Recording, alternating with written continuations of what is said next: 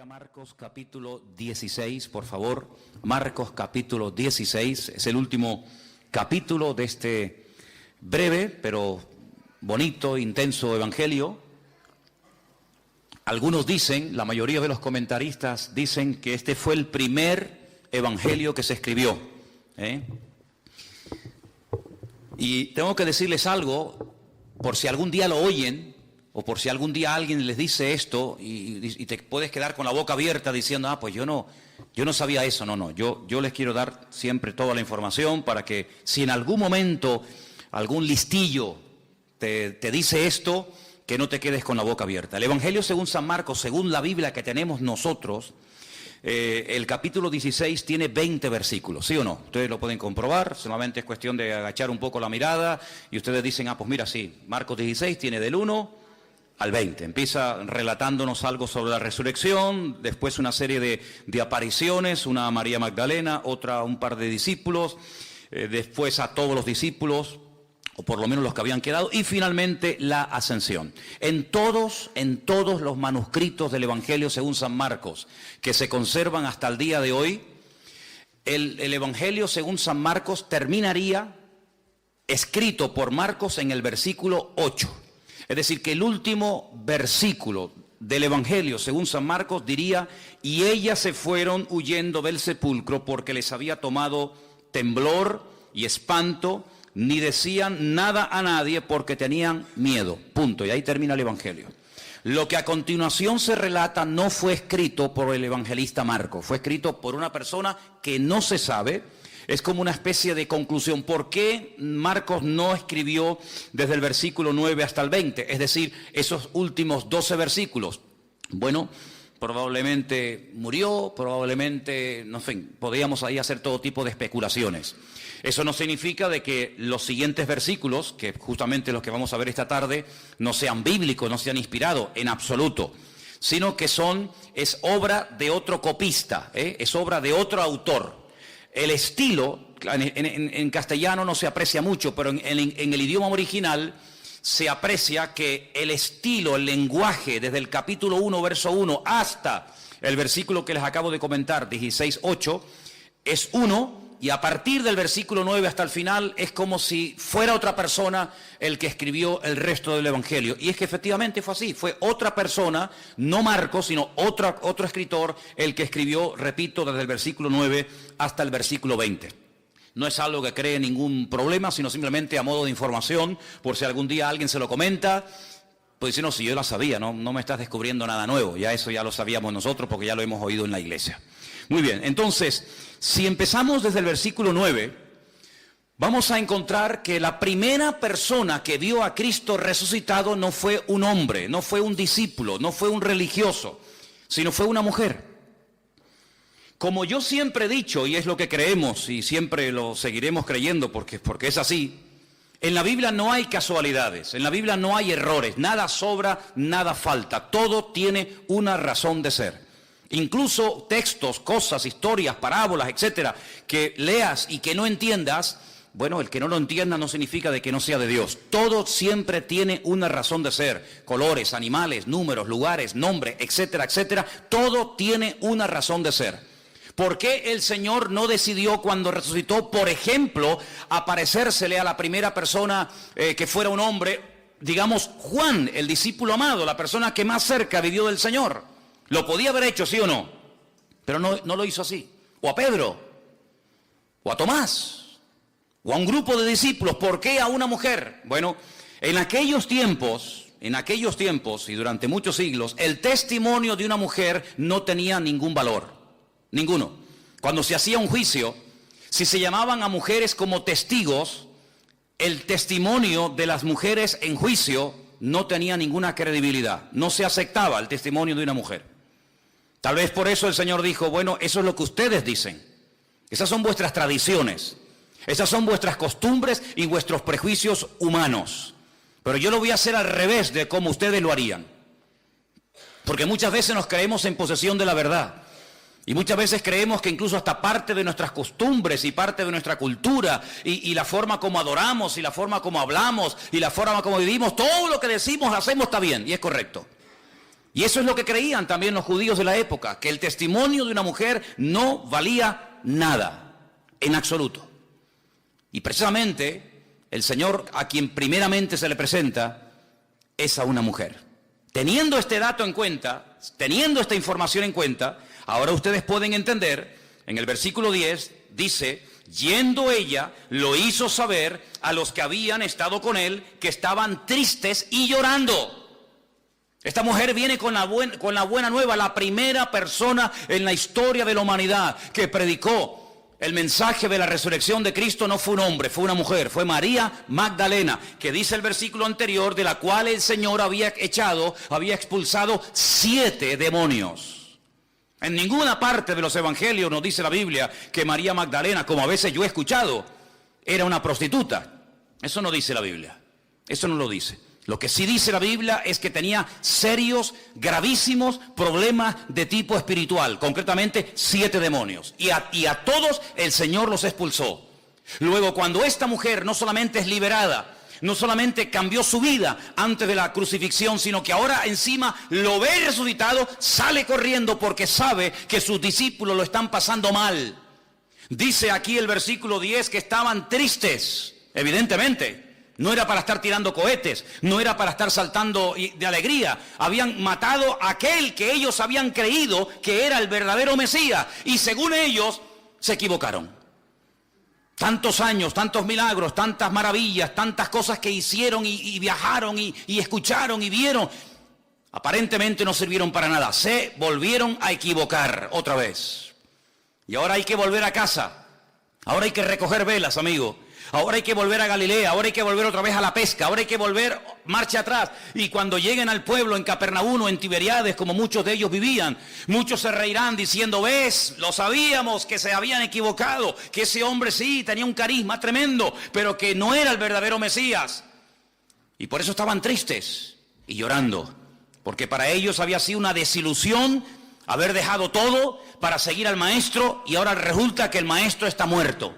Pero en medio de este dolor, en medio de esta tristeza, una mujer llega y le dice, no, tranquilos, no pasa nada. Ha resucitado, lo he visto, he estado con él. Pero ahora pueden entender por qué dice que ellos oyeron que vivía, que ella lo había visto, pero dice, no la creyeron. ¿Por qué? Porque ellos tenían en su mente que, por muy verdad que fuera, jamás un judío aceptaría el testimonio de una mujer. Y además, no tenía otro testigo que pudiera corroborar su versión, sino que encima era una sola y encima mujer. Por lo tanto, lo que decía no servía para nada. Seguían en su tristeza, seguían en su desánimo, en su depresión. Y aunque el Señor ya estaba vivo, ellos seguían sufriendo por algo que ya había desaparecido, por un problema que no existía. Pero cuando creemos en una mentira, la mentira nos esclaviza y la mentira nos impide gozarnos en el Señor. El Señor estaba vivo, ya el diablo había sido derrotado, ya había ido a la presencia del Padre, ya se había presentado con sus manos ensangrentadas, ya el precio del pecado estaba comprado, anulado. Pero sin embargo ellos seguían sufriendo por algo que no tenía ningún sentido, seguir sufriendo y seguir llorando. Entonces el Señor dice, muy bien, no habéis creído al testimonio de una mujer porque vuestros prejuicios son tan tremendos que os impiden aceptar el testimonio de María Magdalena cuando es una de las mujeres más fieles que ha tenido el Señor durante su ministerio. Muy bien, vamos a hacerlo de una manera diferente, a ver si ahora creéis y aceptáis el testimonio. Versículo 12.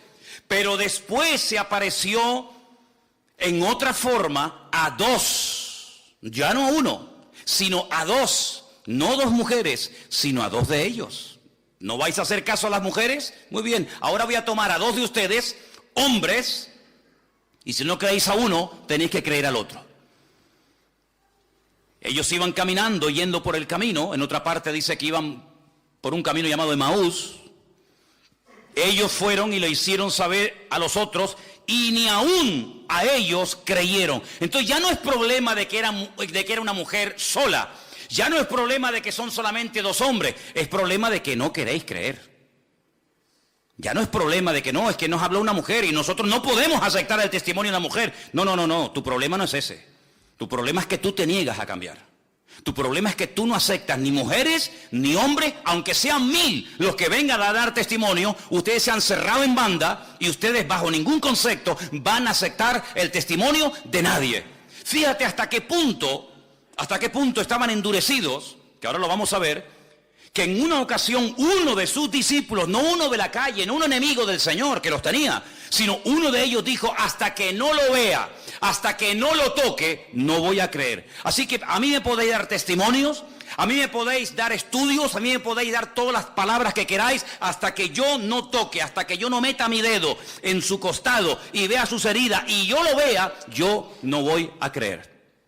Ahora pueden entender en el versículo 14, cuando dice finalmente, no habéis aceptado el testimonio de María Magdalena porque decís que es mujer. Bien, tampoco habéis aceptado el testimonio de 2 de vosotros. Muy bien, finalmente se apareció a los 11 mismos. Se apareció a los 11 mismos estando ellos sentados a la mesa, y ahora viene el reproche. Les reprochó su incredulidad y su dureza de corazón. Otra versión dice: les echó en cara semejante actitud. Si creen ustedes que una actitud de desobediencia o de incredulidad pasa desapercibida ante los ojos del Señor, nada más lejos de la realidad. Dudar de las palabras, dudar de lo que Dios ha dicho, cuestionar su resurrección. Dice que les reprochó su dureza de corazón y su incredulidad. Ahora vuelvo a repetir, no estamos hablando de escribas y fariseos incrédulos que siempre estaban buscándole las 4 patas al gato y tratando de desprestigiar y de desacreditar al Señor o a sus discípulos o a sus milagros. Incluso a veces veían milagros y decían: bueno, esto lo hizo el príncipe de las tinieblas, Belcebú. Es que está loco, es que esto y es que aquello. No, cuidado. Estamos hablando de discípulos, de personas que ya saben de qué va el mensaje del Señor. Personas que lo han visto, que han comido con Él, que han viajado con Él, que lo conocen íntima y privadamente, que todavía en esos hombres todavía quede vestigios y restos de incredulidad y de dureza de corazón. Es algo increíble, es algo increíble. Todavía después de 3 años tenéis estos problemas. Bueno, lamentablemente a veces la gente del mundo tiene como más apertura y son más crédulos para ciertas cosas que algunos que se llaman creyentes, que dicen: bueno, ya será menos. El Señor les reprocha su corazón, como diciendo: esto no lo voy a pasar por alto. Ahora, el pasaje que vamos a leer nuevamente desde el 14 hasta el 18 es un pasaje muy interesante porque son las últimas palabras del Señor Jesucristo. Y cuando las volvamos a leer, yo les voy a hacer una pregunta y tenéis que ser sinceros a la hora de responder. Y dicen así, versículo 15, les dijo: id por todo el mundo y predicad el evangelio a toda criatura.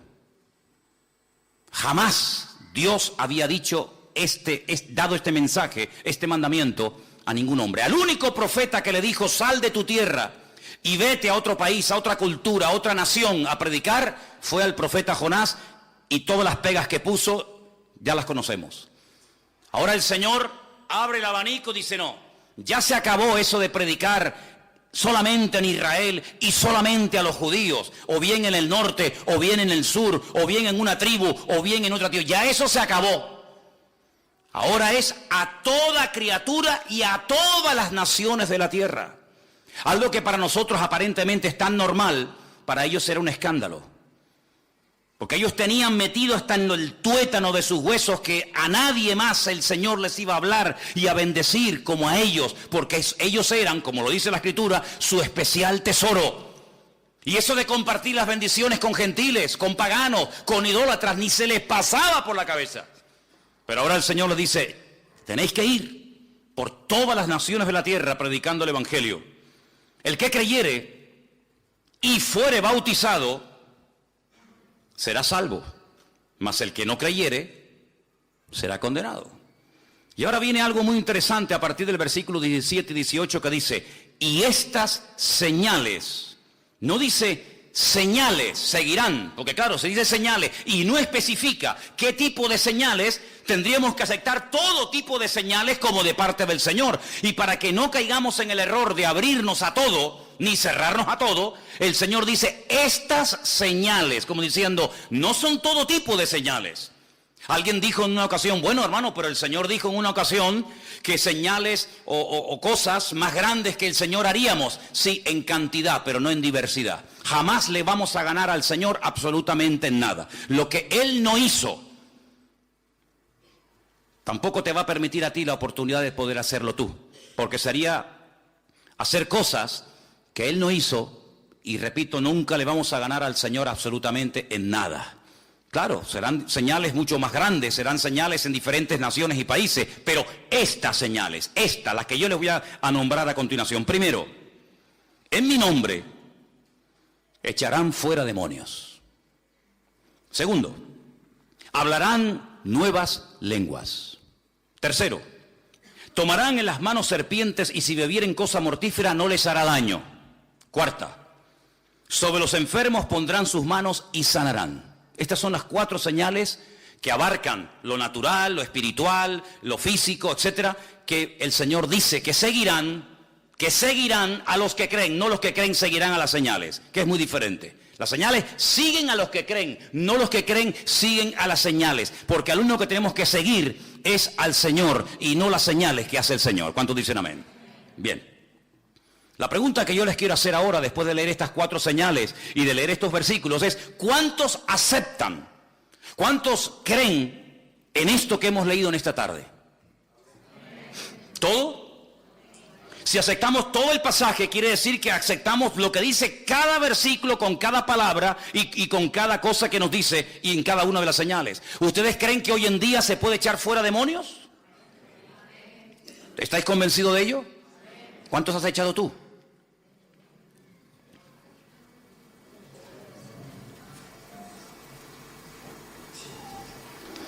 ¿Tú crees que hoy en día una persona puede hablar en otras lenguas? ¿O en lenguas nuevas, como dice aquí?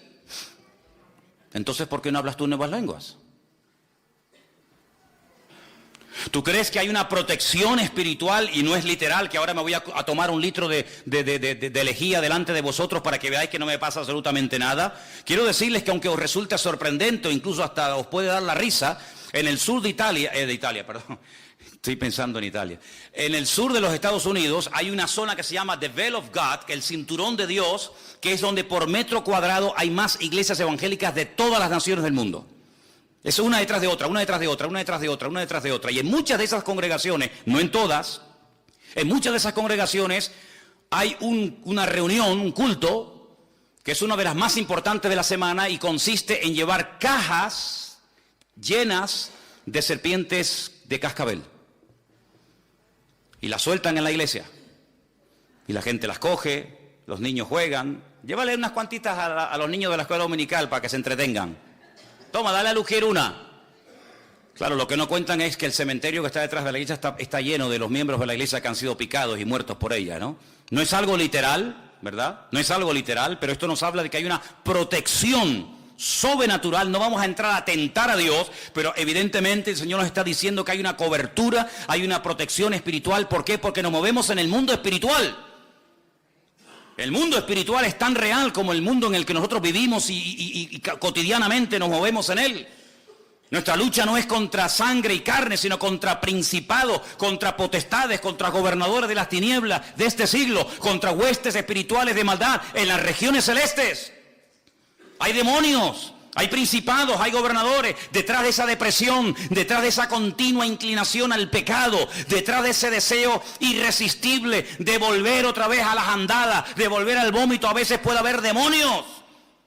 Aunque tú no le des la importancia ni lo creas, me da igual. Pero muchas personas todavía siguen siendo esclavos de ataduras espirituales, pero como no lo aceptan, ni lo creen, y encima dicen, es que yo nunca he creído en eso, a mí nunca me enseñaron eso, como si eso te escudara, y eso, digamos, te diera libertad para decir que no crees en eso, pero detrás de muchas situaciones familiares, económicas, físicas, espirituales, etcétera, etcétera, hay auténticas opresiones demoníacas. Y dice la palabra de Dios y nos da muchos ejemplos. La Biblia dice que una vez en un culto, hermano, en una sinagoga en los tiempos del Señor Jesucristo, Lucas observó, y Lucas era médico. Por lo tanto, él no es una persona que espiritualiza cualquier situación, sino que él reconoce que allí en ese culto, ese día, había una mujer encorvada, dice que de ninguna manera se podía enderezar. Y lo está hablando, diciendo un médico. De ninguna manera se podía enderezar. Eso quiere decir que probablemente esta mujer intentó de toda forma, con la medicina, con la homeopatía, con gimnasia, con esto y con aquello, enderezar su columna, dice, y no se podía enderezar, porque tenía espíritu de enfermedad.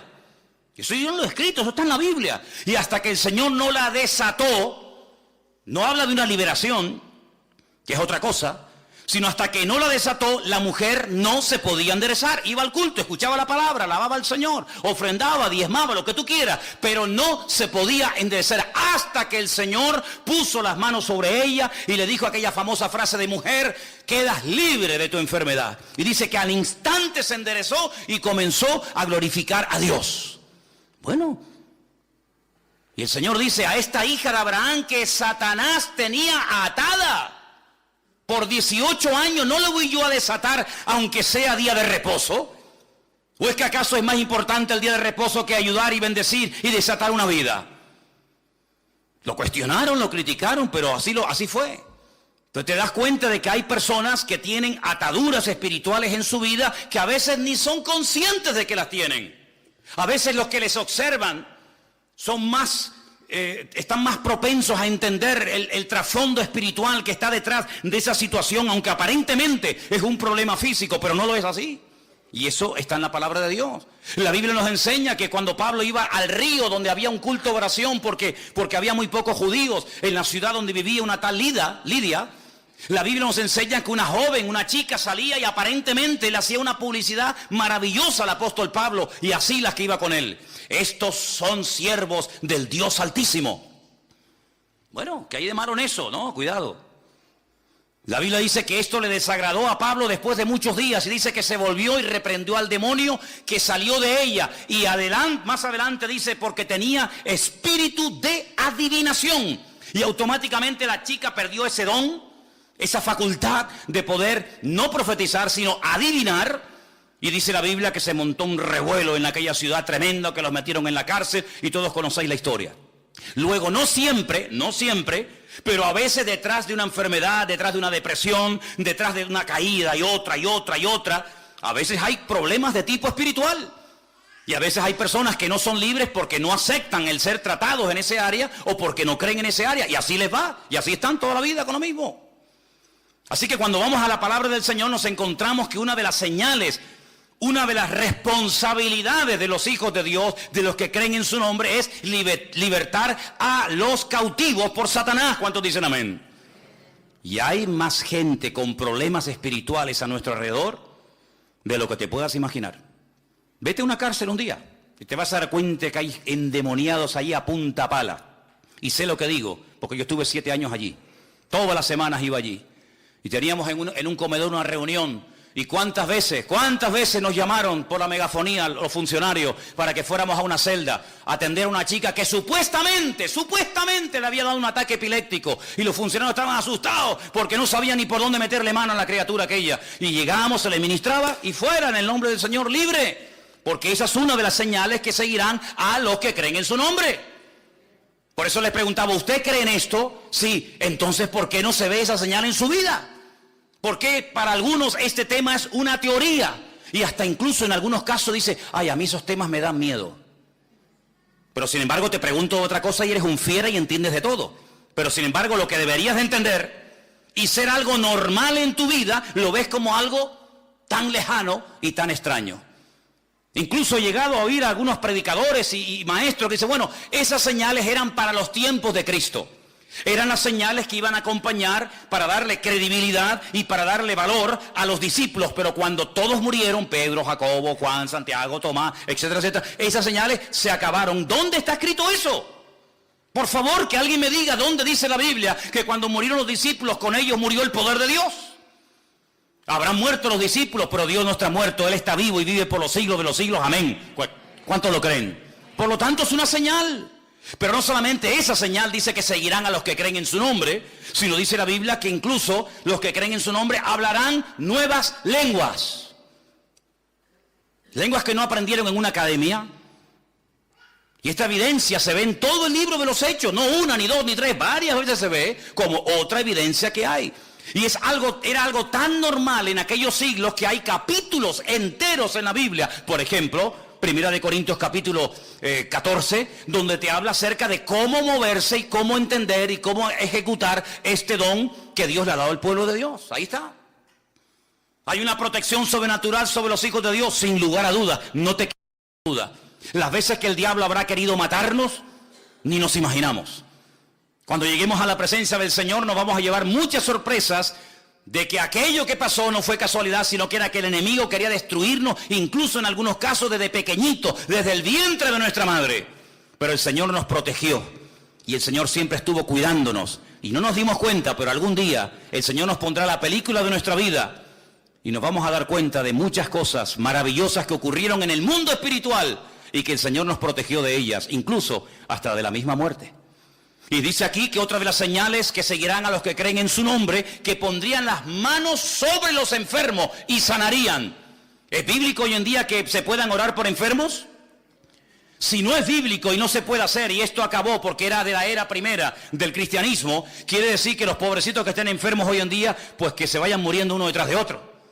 Sin embargo, en esta iglesia ya aceptamos como algo normal el que en un culto, como por ejemplo el jueves, 2 personas hayan contado auténticos milagros de cómo el Señor ha obrado en sus vidas y una hermana, como contaba el jueves, no perdió su vista cuando le decían que iba a ser vaciado su ojo y la cuenca iba a quedar sola. Y también el otro testimonio también del jueves, ¿qué era el de Maxi también, cómo Dios protege. Entonces, nuestro Dios no ha cambiado. ¿Quién ha cambiado entonces? ¿La Biblia? No, sigue siendo la misma.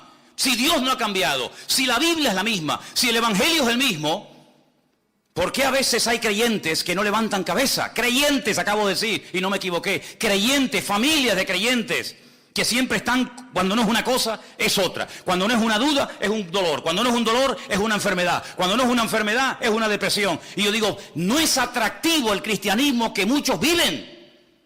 El cristianismo que vivimos nosotros tiene que ser atractivo. La gente tiene que tenernos envidia a nosotros y no nosotros envidia de ellos. Nuestra vida tiene que ser de tal manera que lo sobrenatural tiene que ser lo normal. ¿Cuántos dicen amén? Lo normal. La paz, el gozo, la bendición.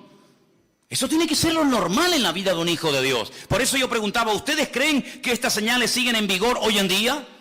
Pero todo empieza, no con las señales, sino con un imperativo. Id por todo el mundo y predicad, ¿qué? El Evangelio. Nunca le dijo el Señor a Isaías, a Moisés, a Abraham o a cualquier personaje de la antigüedad, vayan por todas las naciones predicando. No. Era como una especie de pueblo hermético, donde ellos sabían lo que habían recibido, pero en muy pocas ocasiones no le hacía ninguna gracia, créame, no le hacía ninguna gracia el abrirse y compartir las bendiciones y el conocimiento de la palabra de Dios con otras gentes. Miren cómo trató, por ejemplo, Eliseo a Naamán. No le hizo ni caso. No le hizo ni caso. Lo cual no fue bueno, lo cual no fue correcto. Que Dios obrara y quisiera un milagro, gloria a Dios. Pero no es correcto que un hombre venga pidiendo ayuda y no vayas ni a la puerta a decirle buenas tardes, bienvenido. Pero era la forma normal. El mismísimo Señor Jesucristo, durante un tiempo en su ministerio, él dijo, yo he venido a las ovejas perdidas de la casa de Israel. Y cuando manda a sus discípulos delante de él, hay una orden que a veces no se percata la gente que la dio, pero dice, no vayáis por caminos ni por ciudades de gentiles. Porque ahora no es el momento de entrar en confrontación con gentiles. Llegará el momento cuando tendréis que ir por todas las naciones, pero ahora yo he venido a algo concreto y específico. Dice, a lo suyo vino y los suyos no le recibieron. Una mujer que no era judía tenía una hija con problemas de tipo espiritual. Ella sabía que su religión iba a ser inútil la ayuda. Y ella insistía, y el Señor se le queda mirando y le dice, oye, no está bien que yo coja un pan y se lo dé a un perro. ¿Cómo? ¿Qué le acabas de llamar? ¿Perro? ¿Sí? Si no está bien que yo coja el pan de los hijos y se lo dé a una perra. Y la mujer dijo, sí, tienes razón. No es normal que se coja un pan, un plato de comida que es para los hijos y se le dé a los perros. pero también los perros tenemos derecho a comer, aunque sea una migaja. No se ofende porque para ella era normal el trato de desprecio, el trato de rechazo. No era el momento para entrar en territorio gentil, eso sería para otro momento de la historia. Ella acepta, pero ella dice, bueno, pero por lo menos atiéndeme, hame algo, tírame aunque sea un hueso. Y el Señor le dice, tu hija ha sido liberada en este mismo momento. ¿Qué te parece, amigo? Cuando él se va a tierra de los Gadarenos, tierra que no pertenecía al pueblo de Israel, y allí lo expulsan, allí lo echan, porque dice la Biblia que él echó fuera demonios de la vida de un hombre llamado el endemoniado Gadareno, y aquella piara de cerdos se precipitó en el mar de Galilea. La Biblia dice que salieron los habitantes y le dijeron, vete de aquí, fuera, si no llevas ni 5 minutos ya se han muerto 2000 cerdos, este hombre lo tenemos aquí un día entero y nos destruye el pueblo, vete de aquí. El Señor no discutió, el Señor no dijo, no, yo de aquí no me voy, sino el Señor dijo, muy bien, yo me voy, pero tú que estás empeñado en venir detrás de mí y en ser un discípulo mío, no te lo voy a permitir, sino quédate aquí y vete por las calles, vete por la ciudad de los Gadarenos y cuéntale cuán grandes cosas ha hecho el Señor contigo. Dejó ahí una luz, dejó ahí un testimonio. Ahora, ese tiempo en el cual solamente a ellos se les hablaba, solamente a ellos se les aparecía el Señor o el Señor les daba revelación, ese tiempo se acabó, amigo. Ya no estamos en ese tiempo, ahora hay un imperativo, ahora hay una orden, ahí la tenéis. Id por todo el mundo y predicad el Evangelio. La pregunta es, ¿y qué es el Evangelio? Porque si la orden es predicar el Evangelio a toda criatura, y ahí vi otras fotos, ¿verdad? Pues, ¿qué es el Evangelio?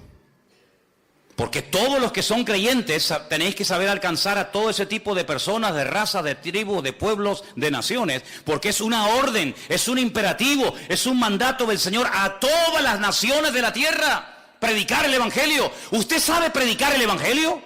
¿Sabe lo que es el Evangelio? ¿Qué es el Evangelio? Ven a mi iglesia, te invito el domingo a la tarde, toma una tarjetita y escucha al pastor. Eso no es el Evangelio, eso es una invitación. ¿El Evangelio qué es? Quítese esto del cuello, quítese aquello, quítese tal, quítese de cual y venga a mi iglesia. Eso no es el Evangelio. Hay gente que no saben evangelizar y llevan toda la vida en la iglesia. Es más, hay creyentes que son unos pesados cuando hablan del Señor. Son unos auténticos palizas. Porque hablan y hablan y hablan y hablan y hablan y hablan y hablan, pero no predican el Evangelio, porque no saben ni siquiera lo que es el Evangelio. Cuentan su testimonio, cuentan su vida, cuentan que le pasó esto, cuentan que le pasó lo otro, que llore un día y no sé qué, pero que eso no es el Evangelio, hermano y hermana, que eso no es el Evangelio. ¿Qué es el Evangelio?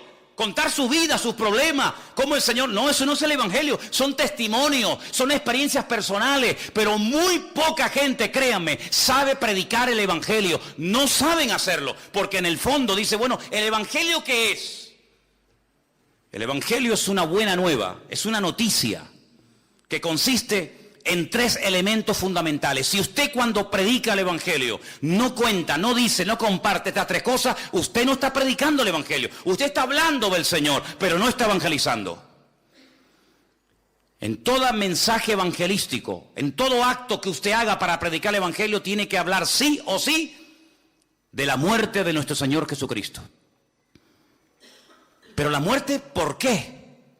¿Por qué tuvo que morir Jesús? Si no murió de viejo, no murió de un infarto, sino que murió porque puso su vida voluntariamente para morir. ¿Por qué tuvo que morir?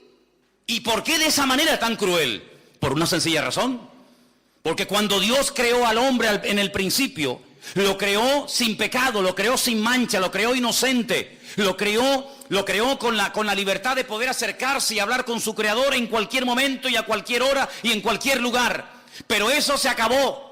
Se desconectó el hombre de Dios por el pecado. Satanás vino, tentó al hombre, tentó a la mujer. Los dos cayeron, los dos se desconectaron de Dios. Los dos salieron del gobierno, de la protección de Dios. Y ya no podía hablar el hombre directamente con Dios. Ahora había que presentar sacrificios ¿de qué? ¿De qué? De animales. De animales. ¿Qué pinta un animal en mi relación con Dios? Es que cada vez que vayas y mates un animal, y cada vez que veas la sangre de ese animal derramado, número 1, tienes que entender que sin sangre sin derramamiento de sangre no hay remisión de pecados. La única forma de que el pecado se borre es con sangre. Pero si los animales no borran el pecado, ¿para qué derramar sangre de animales? Es como una pérdida de tiempo, no. Es simplemente una preparación para que cuando se derrame su sangre, que es la única que puede perdonar nuestros pecados, la sangre de Cristo, estéis preparados y sepáis de qué va el tema. Segundo, cuando sacrifiquen un animal, quiero que entiendan que tu parte animal, tu parte carnal es la que ha salido a flote y te ha desconectado de la presencia de Dios. Te has comportado como una auténtica bestia, te has comportado como un animal, y ese pobrecito animal inocente, cordero, oveja o lo que sea, ese animal está cumpliendo un papel sustitutorio, está muriendo en tu lugar, pero no sirve de nada porque la sangre de los toros y de los machos cabríos no puede perdonar los pecados. Es simplemente prepararte psicológicamente, mentalmente, para que cuando se derrame, cuando se ejecute el verdadero sacrificio que es el de Cristo, el Cordero de Dios, que quita el pecado del mundo, lo entienda y no te quedes con la boca abierta diciendo, ¿y esto de qué va? Así que cuando hables a una persona del Señor y quieras predicarle el Evangelio, tienes que decirle, Cristo murió por tu culpa, por tus pecados, por los nuestros, por los de toda la humanidad. Es como si Cristo dijera, mira, tú y tú y tú, todos tenéis que morir, pero yo no quiero la muerte del impío, dice la Biblia. Yo quiero que todos se salven y que todos procedan al arrepentimiento. Pero ¿cómo hacemos? Si la paga del pecado es la muerte, ¿qué hacemos? ¿Los perdonamos y van a seguir pecando? No. Yo lo que voy a hacer es ocupar vuestro lugar. Que mi Padre se desahogue conmigo y que derrame toda vuestra culpabilidad sobre mí. Y yo moriré por todos los crímenes, por todas las injusticias, por todas las barbaridades que se han cometido, que Dios me eche la culpa a mí. Y yo moriré por toda la raza humana, por los que murieron, por los que viven y por los que aún vivirán en el futuro. Yo voy a hacer un sacrificio una vez y para siempre. Bien, imagínate que la gente no entiende que Cristo murió por los pecados del pecador, que Cristo murió por nosotros. Pero murió. ¿Y ahora qué hacemos? La segunda parte. Hay que hablar de que la muerte no acabó con el Señor. La muerte no fue el fin, la muerte fue el principio. ¿Por qué? Porque la muerte dio paso a la resurrección. ¿Cuántos dicen amén? Porque sin resurrección no hay esperanza. Porque estamos creyendo en un muerto. Y los muertos, dice la Biblia, no tienen poder ni para hacer bien ni para hacer mal. Por eso la gente cuando consulta a los muertos se equivocan. La Biblia dice, no busques entre los muertos al que vive, porque Él ha resucitado. Si Cristo no resucitó, vana es nuestra fe. Y los que murieron creyendo que resucitarían, tampoco resucitarán. Porque si Cristo no resucitó, nadie tampoco resucitará. Luego Él murió, gloria a Dios por eso. Pero Él resucitó al tercer día. Bueno, gloria a Dios, está vivo. Pero ¿dónde está? Yo quiero verlo, yo quiero conocerlo. Yo he creído en Él. La tercera parte del Evangelio es que el que murió y resucitó al tercer día y nos llevará a su presencia y estaremos por la eternidad con Él. Eso es el Evangelio. El Evangelio no es contar que me dolía aquí y lloré y el Señor me sanó. Ese es su testimonio, hermano y hermana. Esa es su experiencia personal, pero eso no es evangelio. Esa es su experiencia. Y hay gente que comparte y bombardea a los demás con sus experiencias, con sus testimonios, pero no evangelizan. Y aquí de lo que se trata no es hablar de usted. Aquí de lo que se trata es de hablar de Él. Porque si hablamos de usted, la gente se puede quedar sorprendida. Pero si hablamos de Él, dice la Biblia que el Espíritu Santo tomará esa palabra, convencerá al pecador de su pecado y aceptará la verdad que es en Cristo Jesús, Señor nuestro. ¿Cuántos dicen amén? Por eso el Evangelio es la orden que tenemos todos de predicar. ¿A quién? A todo el mundo. A los de ISIS, a los del Daesh, que cortan cabezas a diestra y a siniestra, a los que violan niños. ¿A ellos sí o no? Porque dice la Biblia, ¿cómo creerán si no hay quien les predique? A los caníbales, sí, hermanos, también fueron en otros tiempos predicadores y misioneros a Guinea, Papúa y a otras partes del mundo a predicarle a los caníbales, y muchos se convirtieron, y también hay que decirlo, muchos misioneros perdieron la vida. Y no sé si ustedes saben aquel caso famoso de aquellos misioneros que fueron a esas islas del Pacífico y fueron devorados por aquellos caníbales. Pero tiempo más tarde esos caníbales se convirtieron al Señor. Y los hijos de aquellos que habían sido asesinados volvieron a aquellas islas y bautizaron y se abrazaron con aquellos que se habían comido a sus padres y a sus antepasados. ¿Por qué? Porque el Evangelio tiene un poder transformador de tal manera que puede ser una persona que entendió el Evangelio y aceptó a Cristo. Las cosas viejas pasaron y aquí todo es hecho nuevo. El Evangelio tiene que cambiar nuestra forma de hablar, nuestra forma de pensar, nuestra forma de vivir, en algunos casos también hasta nuestra forma de vestir. El Evangelio es una revolución por dentro y por fuera. ¿Cuántos dicen amén? Dice la Biblia que el que dice que aceptó a Cristo, que entendió el Evangelio y sigue pecando, no ha entendido nada, porque el Evangelio es cambio total, absoluto y radical. Y algunos dicen, bueno, vamos cambiando poco a poco. ¿Quién se dejaría de envenenar poco a poco? El pecado no se puede dejar poco a poco, porque el pecado tiene un poder tan impresionante de destrucción. Es una atadura tan envolvente que como tú quieras dejar de fumar poco a poco, de drogarte poco a poco, de mentir poco a poco, de dejar de prostituirte poco a poco, jamás serás libre, porque el pecado no se puede dejar poco a poco. Hay que ser radical, pero es que no puedo. Gloria a Dios, ha llegado al punto preciso, amigo. Pero tengo una buena nueva que darte en esta tarde. Todo lo puedes en Cristo, que te fortalece. Es decir, si es verdad que dice la Biblia que todo lo puedo en Cristo que me fortalece, si es verdad las promesas del Señor, quiere decir que cuando yo sigo pecando y cayendo en lo mismo, no es porque yo sea una víctima, un pobre desgraciado, que no tengo poder y autoridad, no, sino es porque en el fondo de tu corazón tú no has interiorizado las verdades de aquel que te llamó de las tinieblas a su luz admirable, porque hay libertad total y plena en el nombre del Señor, y no tienes que vivir con temor, y si caigo otra vez, y si peco otra vez, ni se me pasa por la cabeza, porque en Cristo soy una nueva criatura, y Él me fortalece y me ayuda, y no soy ahora la víctima es Él. El diablo me tiene temor a mí, el diablo es el que tiene que huir de mí. ¿Por qué? Porque mayor es el que está en mí que el que viene contra mí. Dale un aplauso al Señor y dile, gloria a Dios, soy vencedor en el nombre de Jesús. Bendito sea Dios, bendito sea el Señor.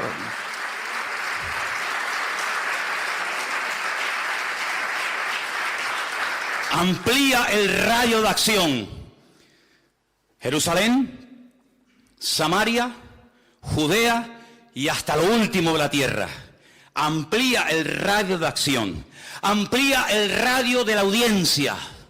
Ya no solamente a los judíos de Jerusalén, sino ahora es a todas las naciones de la tierra, a los romanos, a los griegos, a los cartagineses, a estos y aquellos. Así que amplía el campo, amplía la audiencia, amplía los requisitos, porque aquí también hay requisitos, En el Antiguo Testamento a nadie se le hablaba de convertirse. ¿Convertirse a qué? En el Antiguo Testamento se hacían prosélitos. ¿Qué es un prosélito? El que se convertía, el que dejaba sus ritos, el que dejaba su idolatría y se hacía judío. ¿Y cómo se hace una persona judía? ¿Cómo si yo quiero ser judío, cómo hago? Te tienes que circuncidar si eres hombre. Tienes que sumergirte en una pileta que se llama mikveh. Tienes que cambiarte el nombre.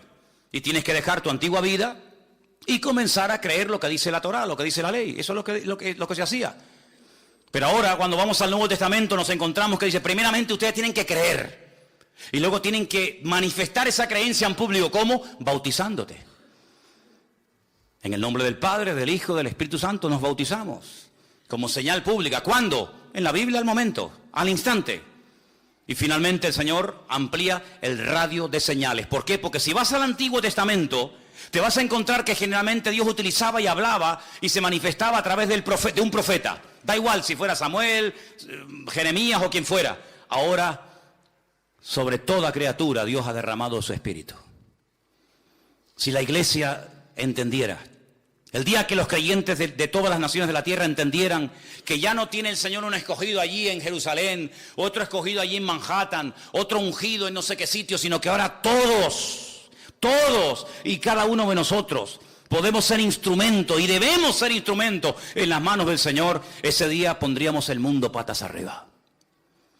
Pero algunos no terminan de creerse que usted no está en el mundo para hacerse rico.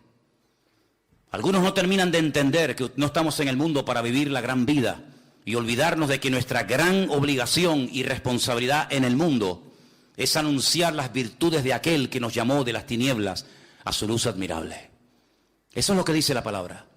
Y por eso dice que cuando hubo persecución en Jerusalén, los que fueron perseguidos salían y a todas partes donde iban, lo primero que hacían no era buscar la casa, no era buscar el trabajo, lo primero que hacían era predicar el Evangelio. Y claro, eran una explosión de poder de Dios por Samaria, por Judea, por Fenicia, por Roma, por todas partes de la tierra. De tal manera que el reino de Dios se expandía, no a través de 4 ungidos, no a través de 4 super predicadores, no a través de 4 mega iglesias, sino se compartía el evangelio a través de todos y de cada uno de los creyentes. Un diácono de la iglesia, por ejemplo, de Jerusalén, un tal Felipe, que era un diácono, uno que servía en las mesas, uno que ayudaba a la hora de compartir los alimentos, a la hora de la comida. Sí, un diácono, un hermano, sí, muy bien, pero que salió a Samaria y dice, bueno, ya no tengo pastor, ya no tengo iglesia, ya no tenemos culto, ¿y ahora qué hacemos? Pues vamos a hacer el culto nosotros, ¿dónde? En la calle, vamos a predicar la palabra, vamos a predicar el evangelio. Y dice que comenzaron la gente a ser liberada, enfermos sanados, gente cambiada por el poder de Dios. Llegó la noticia a Jerusalén, mandan a Pedro y a Juan, oye, vayan para allá a ver qué pasa con este Felipe, que aquí el hombre era calladito, no hacía gran polvareda, no hacía mucho ruido, pero este hombre llegó allí, se puso las pilas y se convirtió de la noche a la mañana en Felipe, el evangelista, predicando la palabra. Así eran como vivían los cristianos. Pero ¿cómo viven los cristianos hoy en día? Desde que se levantan hasta que se acuestan solamente piensan en una cosa: ¿cómo voy a pagar la luz? ¿Cómo voy a pagar los recibos de la casa? ¿Cómo voy a pagar el alquiler? ¿Cómo voy a pagar esto? Esas son las preocupaciones de los cristianos. Y ahora ha salido un móvil nuevo y un ordenador nuevo, y ahora ha salido un coche nuevo. Esas son las tonterías. Sin embargo, en aquellos tiempos había una obsesión. Sí, estaban obsesionados, no me he equivocado al decir esta palabra. Estaban obsesionados con una cosa: llevar a todo el mundo a los pies de Cristo. No tenían los medios que tenemos nosotros. Ay, si Pablo hubiera tenido Skype, si Pablo hubiera tenido Facebook, si Pablo hubiera tenido WhatsApp, madre mía, hubiera sido tremendo. Era el boca a boca. El tú a tú. Pero dice la Biblia que un día Pablo se sentó y dice, todo lo he llenado, desde Ilírico hasta Iconio, todo lo he llenado del evangelio. Y hasta después de muerto sigue hablando, porque dejó la palabra, las epístolas escritas, que siguen siendo de bendición para todos y para cada uno de nosotros. ¿No se desanimaba esta gente? ¿No se deprimían con persecuciones, con matanzas, con fieras de los circos romanos que los devoraban? Con mujeres crucificadas, con niños aserrados por la mitad. No se deprimían, no se desanimaban. Parece que no. El fuego de Dios se había metido en sus corazones de tal manera que desde que se levantaban hasta que se acostaban era así: a ver a quién le hablo, a este, al otro. Pablo lo meten en la cárcel. Uy, peor todavía, ganó a toda la cárcel para Cristo. Dice que allá había un preso llamado Onésimo. Y ahí hay un juego de palabras, porque la palabra Onésimo significa útil. Pero él le escribe una carta y dice, pero tú ¿qué haces aquí? No, es que yo soy un esclavo que me fugué de la casa de mi amo. Ah, entonces tú no eres Onésimo. Tú no eres una persona útil, tú eres un inútil. Tú tienes que volver a la casa de tu amo. ¿Cómo se llama tu amo? Mi amo. Dímelo, no tengas miedo. Mi amo se llama Filemón. Filemón. Pero si yo abrí una iglesia en la casa de Filemón, tú eres esclavo de Filemón. No te preocupes, espérate un momento. Pablo escribe una carta y dice, Filemón, aquí te mando a este que te fue un inútil, pero que ahora te vas a ser útil, porque yo le he puesto las pilas. Ahora te es útil a ti y a mí. A mí me gustaría quedármelo aquí conmigo porque me viene bien, pero te lo voy a mandar porque tiene que dar la cara y arreglar los platos rotos que ha quebrado, los tiene que arreglar. Te pido por favor que lo recibas como si me recibieras a mí. Yo sé que tú lo vas a recibir porque me vas a hacer caso en todo lo que yo te digo y vas a hacer más de lo que yo te digo. Y una cosa, Filemón, si en algo te defraudó, ponlo a mi cuenta. Si te robó, que seguramente te habrá tenido que robar algo, porque si no, ¿cómo llega hasta Roma? ¿Quién le pagó el pasaje? ¿De qué ha comido? ¿Dónde ha vivido el tipo este? Si algo te robó, ponlo a mi cuenta, pero escúchame una cosa, no te olvides que tú a mí también me debes mucho. Dios te bendiga. Es tremendo, ¿eh? Pablo, que cualquiera le va a pasar la factura a Filemón o a Onésimo. ¿Qué te parece? Dice, y este lo he engendrado en mis prisiones, hasta pariendo en la cárcel para el Señor. No te ofendas por la palabra que te voy a decir ahora, pero ¿cuándo fue la última vez que pariste? Pariste un alma para Cristo. ¿Saben? Hay hermanos que nunca han tenido esta experiencia. Hay hermanos que nunca han tenido el gozo de decir, a esta persona yo la hablé en la calle o donde sea y lo llevé a los pies del Señor y hoy en día está sirviendo al Señor, predicando, cantando, adorando. Hay muchos, miles de creyentes en España, lamentablemente, que nunca han tenido esa experiencia. Y yo digo, ¿será imposible? No, es que ni siquiera se lo han planteado. Así que, amados hermanos, esta orden está en pleno vigor. Id por todo el mundo y predicarle. Pero hermano, yo no puedo ir por todo el mundo. Vale, no te preocupes. ¿Cuál es tu mundo? Todos tenemos nuestro mundito. Hay gente que su mundo es su carnicería. Otros su mundito es su estanco. Otros su mundito es... Cada uno tiene un mundo y en ese mundo tú ejerces una influencia. Hay gente que tú conoces que yo no conozco y viceversa. Gente que todos los días saludas y le hablas y nunca le has dado ni una tarjetita, ni un folleto, ni lo has invitado, ni has orado por él. Y te enteras que la mujer lo engañó, te enteras que el hijo se metió en la droga, te enteras que el otro día se murió un familiar de él. Hermano, aprovechemos las oportunidades, no seamos ovejas estériles y cristianos mudos. Es una tragedia, porque si tú no hablas, la Biblia dice que pasará lo que podía ocurrir en aquellos tiempos donde se levantaba una torre en medio del campo y ahí se llamaba aquel hombre la atalaya. Al horizonte, el que veía si venía el enemigo. Y dice la Biblia que tenía una pequeña trompeta, un cuerno, y cuando él veía venir al enemigo en el horizonte, él la hacía tocar y decía: muchachos, prepárense que viene el enemigo. ¿Y cómo viene? Vienen armados hasta los dientes. Y dice que si la ciudad se reía de él y no aceptaba el mensaje, allá ellos, yo di la orden. Es como cuando a mí me decían: ¿tú hubieras estado dispuesto cuando estabas en la garita de guardia a disparar? Y digo yo, sin lugar a dudas. Porque allí en esa habitación están mis compañeros. Y si alguien venía a matar a mis compañeros, y en aquellos tiempos había muchos atentados en la ETA, y en uno de los cuarteles que yo estuve se hicieron varios atentados, y no tenía la menor duda, porque mi obligación era defender a mis compañeros. De hecho, una noche cuando me tocó, entre 3:30, la tercera imaginaria, me tocó ir a revelar al que estaba en la garita. ¿Saben el famoso santo y seña, no? Garita, santo y seña. Me dice, digo, oye, ¿sabes el santo y seña? Yo digo una palabra, él tiene que decir otra o algo así, ¿no? Para que sepamos que él es mi amigo. Yo digo, perro viejo, y él me dice, guau. Si me dice, tararí que te vi. No, este no es de los nuestros, este es un enemigo. Yo le dije, Garita, santo y seña. Es que no me acuerdo. Santo y seña, no me acuerdo. Dice así, ¡rac! Cargué el seme, lo metí así. Y le dije, o me lo das al amigo o te disparas bien. Se hizo todo encima el pobrecito. No, en serio, ¿eh? Y me dijo, caballo blanco. No sé lo que era. Digo, vale, amigo. Descargué. Porque yo soy el responsable de cuidar a 5.000 hombres que están ahí adentro durmiendo, que tienen mujeres, tienen hijos y tienen cosas, y no le voy a permitir a ningún golfo que me venga a hacer un atentado contra mis amigos y mis hermanos. Eso era lo que hacía la atalaya en la Biblia. Es que Dios no es un pacifista, ¿eh? Es que Dios no es un pacifista. Él es Jehová de los ejércitos, por si no lo sabes. Y las cosas claras, el chocolate espeso. Atalaya, cuando veas al enemigo, suena la trompeta. Que se ríen de ti, la sangre de la ciudad no se te demandará. ¡Ay, amigo! Pero la Escritura dice en el libro del profeta Ezequiel, si el atalaya se queda dormido y no da la voz de alarma, y viene el enemigo y mata niños y mata mujeres y viola a un montón de personas, la sangre de toda la ciudad la demandaré de ese hombre, porque ese hombre no fue responsable.